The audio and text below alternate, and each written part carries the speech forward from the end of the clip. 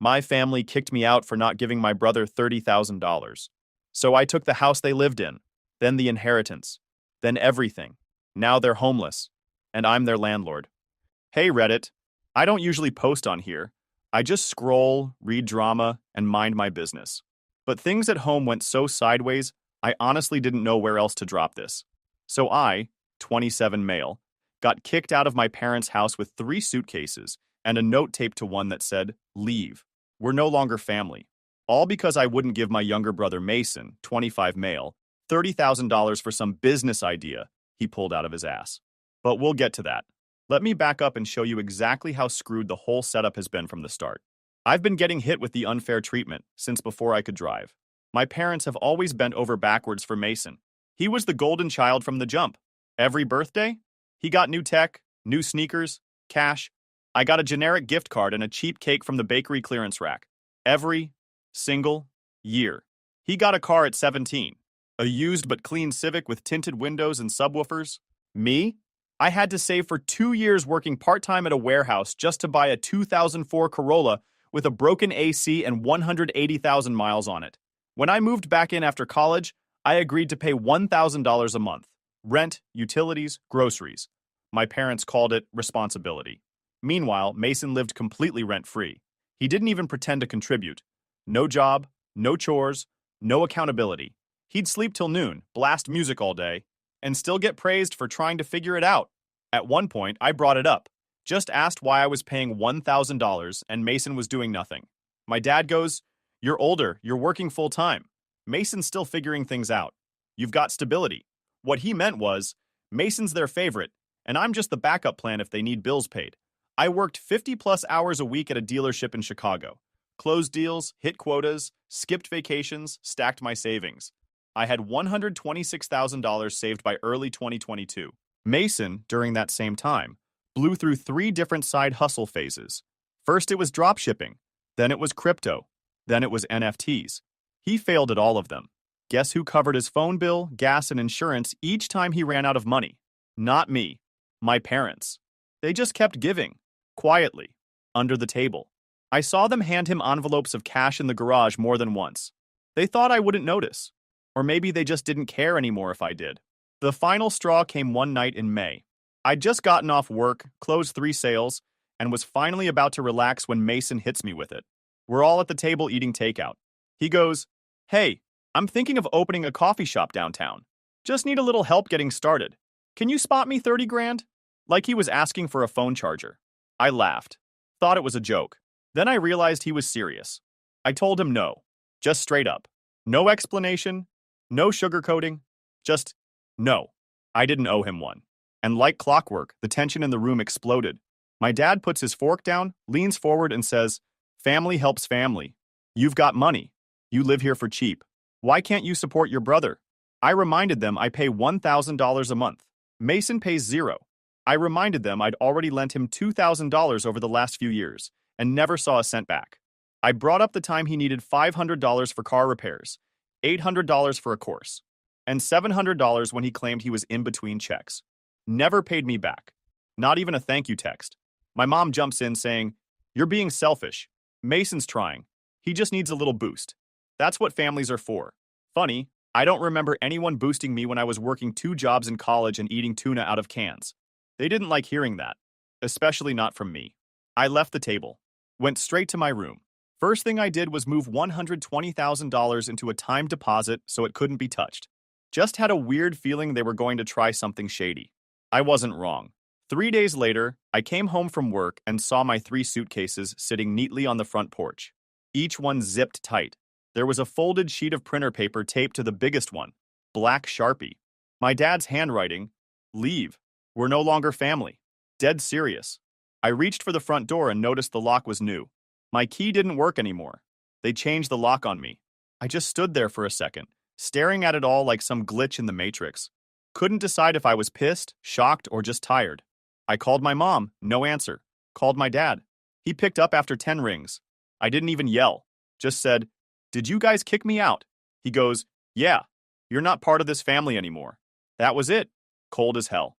Then he hung up. I tried calling back. No answers. No argument. No warning. Nothing. Just gone. And the best part? It was all because I wouldn't give Mason $30,000. Not for an emergency, not for a hospital bill, for a damn coffee shop he dreamed up after watching some YouTube podcast. I sat there for 15 minutes, just looking at the front of the house I grew up in, the house I paid into, the one I helped maintain. Now I was locked out like a stranger. Eventually, their car pulled up. Dad stepped out, looked at me like I was some squatter and said, "You're still here? Want me to call the cops?" I told him, "You can't evict someone without notice." I had rights under Illinois law, but I also knew staying meant living in a war zone. So I left. He shrugged and said, "Stay if you want. But if you do, I guarantee these next 30 days will be hell." That was the moment I realized this wasn't just about the money. This was about control, power. They didn't care how much I contributed. I wasn't Mason. So I never mattered. I didn't fight, didn't scream, just grabbed my bags, threw them in my trunk, and drove off. And that was the day the revenge started. After I drove off with my 3 bags stuffed in the trunk and no place to sleep, I didn't call anyone. Not even my cousin Jack, who's basically the only sane blood relative I've got. I wasn't in the mood for sympathy or pep talks. I just needed silence.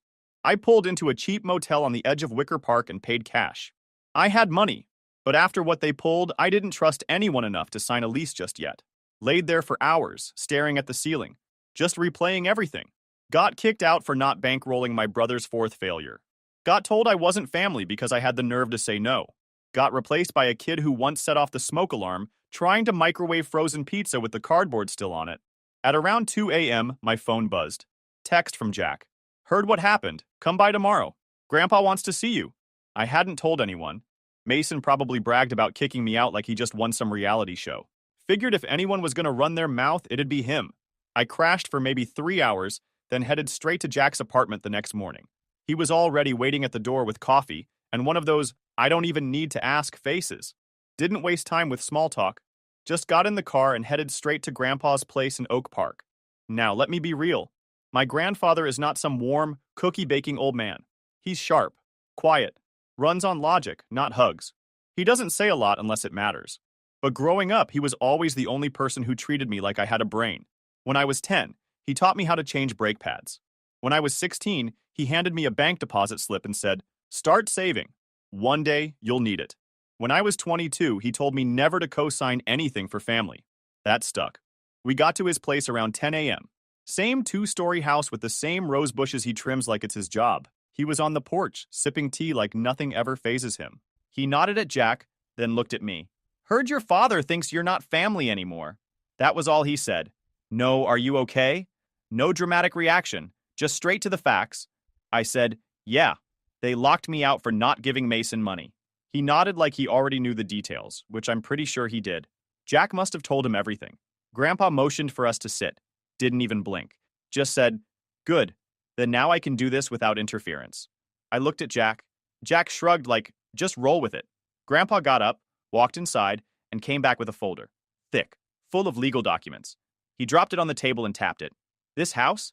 The one they're living in? It's mine. Always has been. They've been renting it under a family agreement I set up after your grandma passed. I never gave them full ownership, only occupancy. I just stared. For years, I thought the house was under my dad's name. He acted like it. Always told us my house, my rules. Turns out his rules were being enforced in a home he didn't legally own. Grandpa kept talking like this was a business meeting. I prepped the transfer months ago, but I only filed it last week, right after they kicked you out. I wanted to wait until they showed their true colors. Fully. I had it notarized and registered with the county. The title is clean, 0 liens. It's yours." Jack looked as shocked as I felt, which is saying something. He probably knew something was coming, but not this. I opened the folder and skimmed it. Title deed, property history, the works. Grandpa wasn't bluffing. Then he dropped the hammer. There's a clause in there. One that says if anyone, Dennis Victoria Mason, tries to challenge the transfer or claim part of the property, they're disqualified from receiving any assets from my estate. Ever. I blinked. He said, "I told the lawyer to lock it down tight. If they try to drag this through probate court, they'll lose whatever inheritance they thought they were getting." I sat back, holding the paperwork, trying to wrap my head around the fact that I now legally owned the house my parents had just thrown me out of. They kicked me out. Of my own house. I asked him why. Like, why go this far? He didn't answer right away. just sipped his tea, then said, "Because I saw what they did to you. Because I saw how Mason treats people.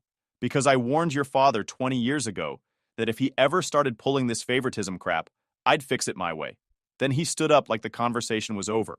And it kind of was. Jack drove us back and just muttered, "That's going to blow up real fast." Over the next 2 weeks, I got everything finalized. Courthouse visits, property filings, insurance. Slow, but official. Had the deed copied and notarized. Updated the mailing address for property taxes. Opened a new homeowner's insurance policy. All of it. If I was going to own it, I was going to lock it up properly. Then I waited. And sure enough, exactly 1 week later, I got a call from my dad. First time hearing his voice since the eviction stunt. He didn't even apologize. He just said, "We need to talk about the house. We just got something in the mail from the county saying it's under your name. That can't be right." I didn't argue. I said, "It's right. You're in my house now." Silence. Heavy silence. Then a strained, "We need to talk." I gave him a date and time, Saturday, at the house. All of them. Then I hung up. Because now, the house they thought they ruled belongs to me. And they were about to learn what that really meant. Saturday rolled around fast. I pulled into the driveway of the house they used to call theirs, now mine, at exactly 10 a.m. Parked in my usual spot like I never left. Like they never kicked me out with 3 suitcases and a Sharpie note. And let me tell you, seeing their faces through the window when I stepped out of my car, worth every second of the years I spent putting up with their crap. Dad opened the door with that stiff, trying to act in control posture he always pulled when he knew he screwed up but didn't want to admit it. Inside, the whole trio was waiting. Dad, arms crossed, Mom, fake smiling like this was a misunderstanding, and Mason, half asleep in basketball shorts like I'd interrupted his daily nap schedule. I didn't sit. I stood by the entrance and pulled out a folder, same one Grandpa gave me, set it on the coffee table, and flipped it open. "I'll keep this short," I said. "The house is mine now. I own it, legally. It's not a mistake. It's not temporary. It's done. Grandpa handled it, and I've already filed everything with the county." Dad didn't even look at the papers. He just scoffed like I'd brought a box of Monopoly money. "This is insane," he said. "You're 27. You can't just own a house like this out of nowhere. This is my house." "No," I said. "It was Grandpa's house. You never had the deed. You had an occupancy agreement. You lived here under a family lease. That ended when you kicked me out." Mason, sitting on the armrest like he was watching a reality show, goes, "So what? You gonna evict us now? Call the sheriff?" "Eventually, yeah," I said. "If you don't leave voluntarily." Mom stood up like she was about to give a speech at a PTA meeting. "We are your parents. We raised you. We gave you everything. This house has been ours for decades. You can't just throw us out." I looked straight at her. "You're right. You raised me. But the second I stopped being useful, you tossed me out like garbage over $30,000. You didn't just remove me from your house. You told me I wasn't family. Remember?" Dead silence. I let that hang in the air. No one said a word. Then I pulled out the second page of the folder. "The legal clause," Grandpa added. "And just so we're clear, if any of you try to challenge this in court, your inheritance gets wiped." That was his condition. Try to sue me. Try to reverse this. You lose everything. Dad's face turned red, like someone flipped a switch. He stepped forward and said, "This is manipulation. This is your grandfather trying to divide the family. You really think you deserve this house more than your own brother?" At that exact moment, Mason, who had been fake yawning and checking his phone the whole time, chimes in, "Honestly, bro, just let us stay. I got business stuff to work on. I don't have time to move out right now." Business stuff. The same guy who sleeps till 2 p.m. and couldn't finish a single project that didn't involve his gaming chair. I stared at him and said, "You're not staying. None of you are. I'll give you 30 days. After that, I'll file for formal eviction." Mom actually started crying. Not like sobbing, but the dramatic, controlled crying she used to do when she wanted sympathy without ruining her mascara. "We're your family," she whispered. "Don't do this to us." And that's when I decided to shut it all down. "No," I said. "You did this to you. You kicked me out over money that I worked for. You watched Mason disrespect this house, lie, borrow, and never pay back, and you said nothing. You stood by while he mooched and called it support. You made your choice." Dad walked out first. Didn't say anything. Just stormed off like the room offended him. Mom followed. Mason stayed behind, still sitting there like he didn't understand what just happened. "I thought we were cool, bro," he said. "You're really gonna do this over some coffee shop idea?" I looked at him for maybe half a second and said, "Yeah, And you're lucky I'm giving you 30 days instead of 30 minutes. Then I left. I came back a few hours later with a locksmith. Got all the locks changed. Yep, while they were still inside. I didn't give them keys. I didn't explain. I just let the guy do his thing. Mason opened the door while the guy was drilling. "What the hell are you doing?" he said. "Changing the locks. New owner, new keys," I said. "You can't do this." I pointed to the paper taped to the window. "Notice of legal ownership transfer, filed with Cook County Recorder." "I can." And I did. He slammed the door. Didn't stop the locksmith. Once everything was swapped out, I went home, to my place. The next few days? Radio silence, no texts, no calls, not even from Mom. But on day 5, my phone lit up. A message from my dad. "We've been thinking. Maybe we were too harsh. Maybe we rushed things. Can we talk?" I ignored it. Day 6, another one. "Mason's been depressed. He didn't mean to disrespect you. We all made mistakes. Let's move forward." Still ignored. Day 7. "Please don't evict us. We can work something out. We'll pay rent if that's what you want." Too late for that. I gave them the full 30 days. On day 30, I filed the eviction papers. They got the notice on day 34. On day 36, they were gone. Just like they wanted me gone. You'd think after getting formally evicted, they'd finally take the L and move on. But no. My family doesn't go down with dignity.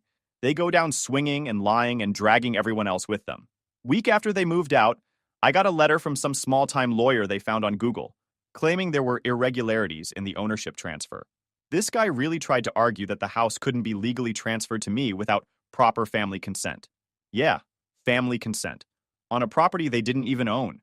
I wasn't worried, but I sent everything to Grandpa's attorney, Mr. Chambers. Dude's been handling family business stuff for over 20 years and has the personality of a fax machine. Dry, accurate, and terrifying in court. Chambers sent their lawyer a 3-line response. "My client is the registered title holder. The transfer was legally executed. Your clients never held ownership. If they continue to harass, we will pursue damages and a restraining order." That shut things down fast. But the real twist wasn't the lawyer stuff. It was the letters. 2 weeks after the eviction was final, Chambers called me and said, "Your grandfather left behind 3 sealed letters, one for each of them. He instructed me to deliver them only after they attempted to challenge your ownership or ask to move back in." Guess what just happened? I picked them up myself.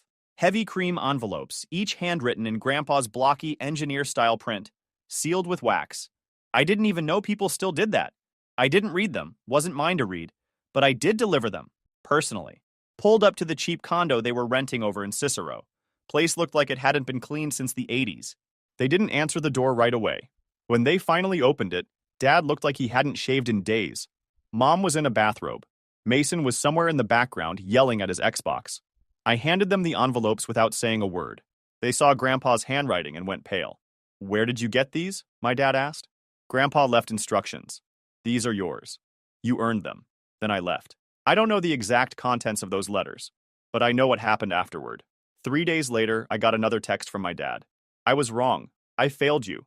I failed him. I'm sorry." First apology I'd ever gotten in 27 years. Didn't even respond. Mom tried calling the next day. Left a voicemail through shaky tears, saying she never wanted things to go this far.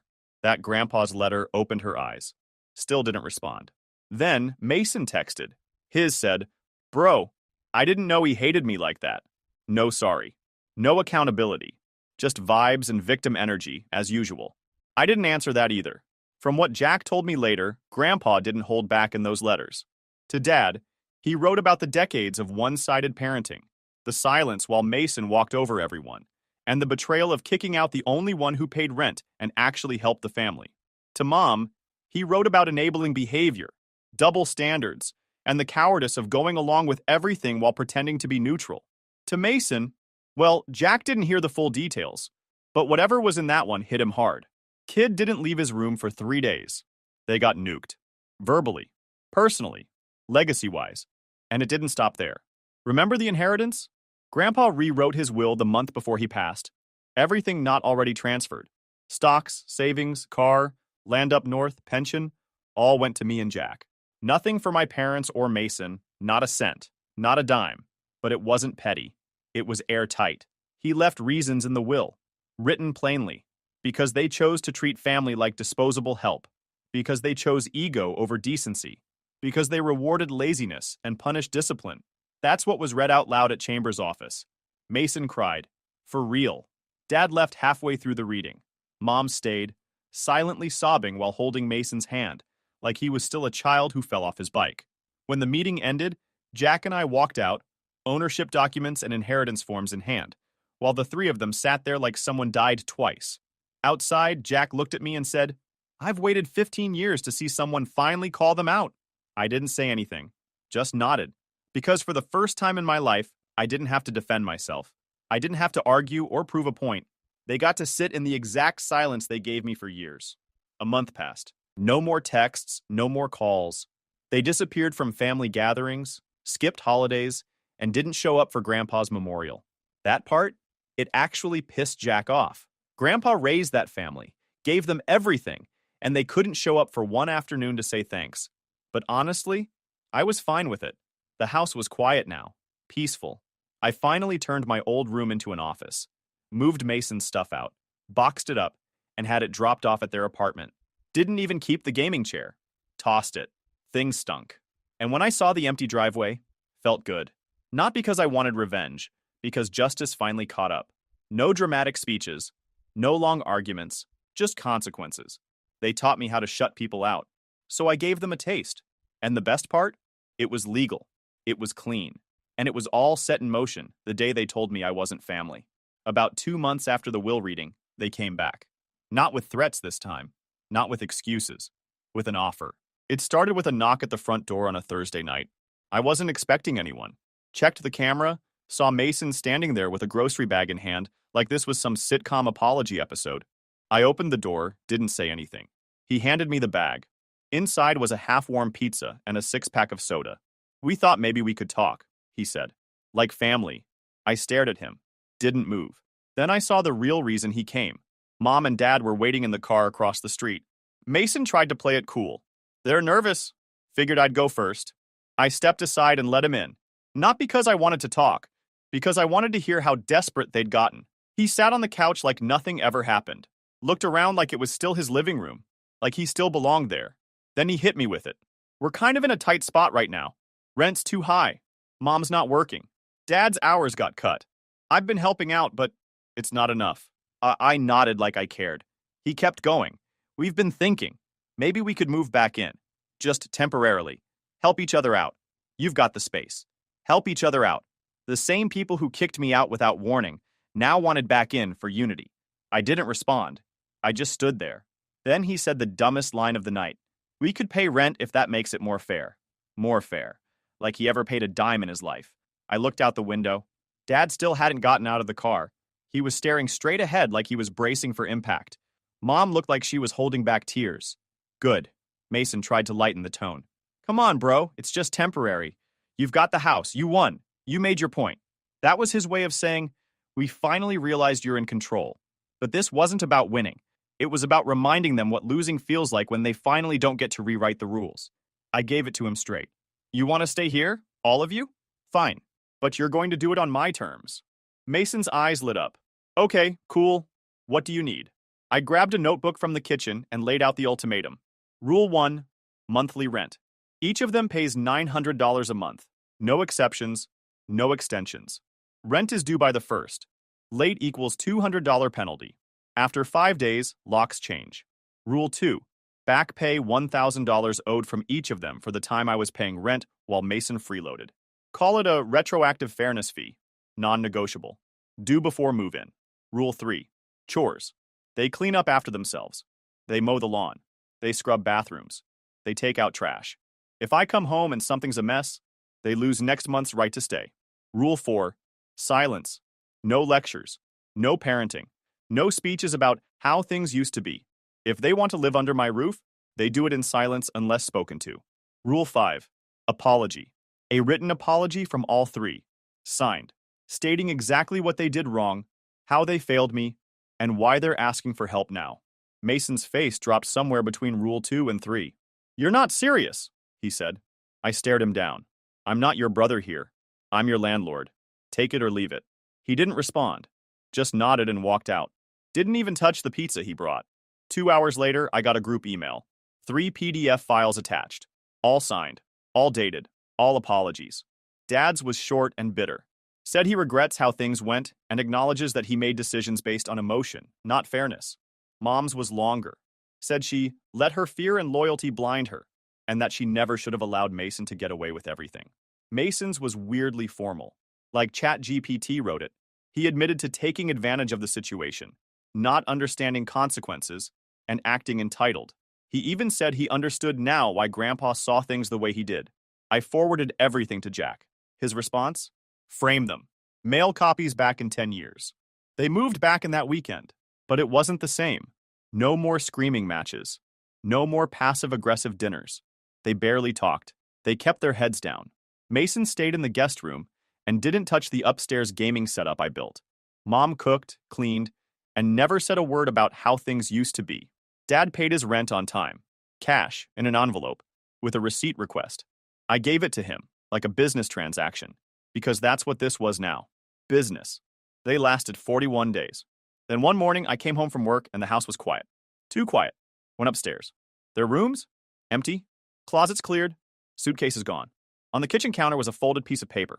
No names, no signatures. Just 3 words. We get it. I didn't call, didn't chase, didn't ask where they went. They made their point, and I made mine. 2 weeks after they left, I got a call from Chambers, Grandpa's lawyer. Guy only contacts me when something matters. Real cut and dry type. Andrew, he said, you'll want to come in. There's one more file your grandfather left for you. It was sealed, labeled with a delivery date, 6 months after the house transfer. That date's today. I drove straight to his office in downtown Chicago. When I walked in, Chambers was already sitting at the conference table with a thick envelope and a flash drive beside it. Your grandfather didn't trust banks with everything, he said. He liked having certain things off the books. Old school. That envelope contains documents he prepared himself. The flash drive has scanned copies. I opened it. Inside was a typed letter and several sheets of notarized papers. The letter started like this. If you're reading this, it means they tried to come back. I knew they would. They always do. That house was just step 1. I didn't raise you to play defense. I raised you to finish what needs finishing. Then it got serious. Apparently, Grandpa had been planning this transfer for years. He didn't just give me the house. He quietly sold off a rental property he owned in Joliet, moved the cash through a private trust, and bought 2 more pieces of real estate, both already paid off and registered under my name. One was a duplex on the north side of Chicago, rented and generating monthly income. The other was a plot of commercial land near a shopping strip in Aurora, zoned for retail. He bought both under a holding company he created, where I'm listed as the sole owner and managing director.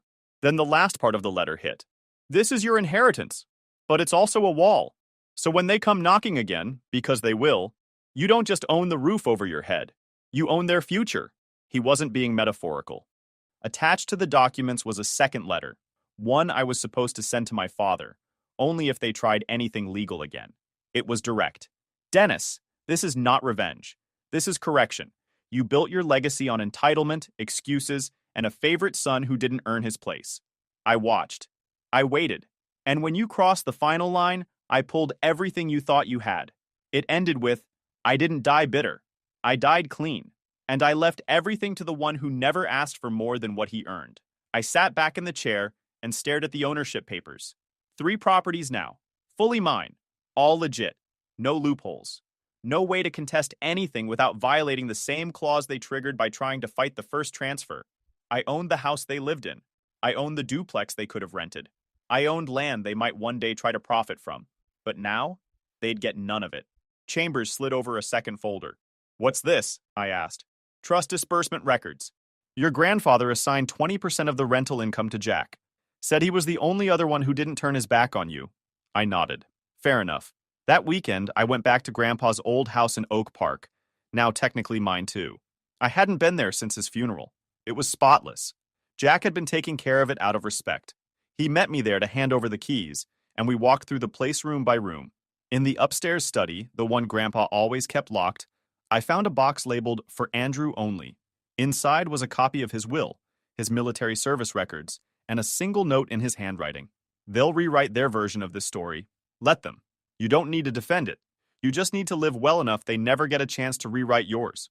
That was the last message he left. 3 days later, I got a text from an unknown number. Hey, this is Mom. Just wanted to say we're staying with a family friend for now. No pressure. Just wanted you to know we're okay. No apology, no mention of the house, no reference to everything they did. Just a soft attempt at easing their way back in. I didn't reply. That same week, Mason posted a video on Instagram in front of a rental car. Probably booked for an hour just to fake clout. Classic. Caption said, "Starting over. Haters gonna hate. Cool. Start over. Somewhere else." By the end of the month, the duplex had brought in its first full rent cycle. I took the payment, paid the property tax early, and transferred Jack's share into his account. No fanfare. Everything was finally running the way Grandpa wanted it. No more begging, no more unfair rules, no more pretending like Mason just needed one more shot. They had all the shots. They wasted them. Now they'd live in the reality they built, and I'd live in the one they tried to take away from me. 6 months after they vanished from the house, I thought I'd seen the last of them. Then came the knock. It was a Sunday morning. I'd just gotten back from the gym and was halfway through breakfast when I heard it. 3 slow knocks on the front door. Not urgent, just pathetic. I checked the camera. It was all 3 of them. Dad in some wrinkled button-down that didn't fit anymore. Mom behind him, arms crossed like she was holding herself together. Mason off to the side, hoodie on, staring at the ground like a kid waiting to be grounded. I didn't open it, just watched for a second. Then they knocked again. I opened the door partway. Didn't say anything. Dad spoke first. "We need help. Not hello. Not how are you. Just straight to the point." Classic. He went on. "We've been staying with a friend, but it's temporary. He's asking us to move out. We don't really have anywhere else." I waited. He kept going. "We're not here to argue. We just want to come home. We'll pay rent. We'll follow the rules. You name it." Mom added, "We were wrong. All of us. We shouldn't have treated you the way we did." Then Mason finally spoke. Quiet. Shaky. "I messed up. I know that. But I don't have anyone else, man." The guy who once bragged about being untouchable, the one who laughed when I got kicked out, was now asking me for a place to sleep. They stood there in silence, waiting for me to say something. Anything. "After everything you did? You're dead to me?" Then I slammed the door in their faces.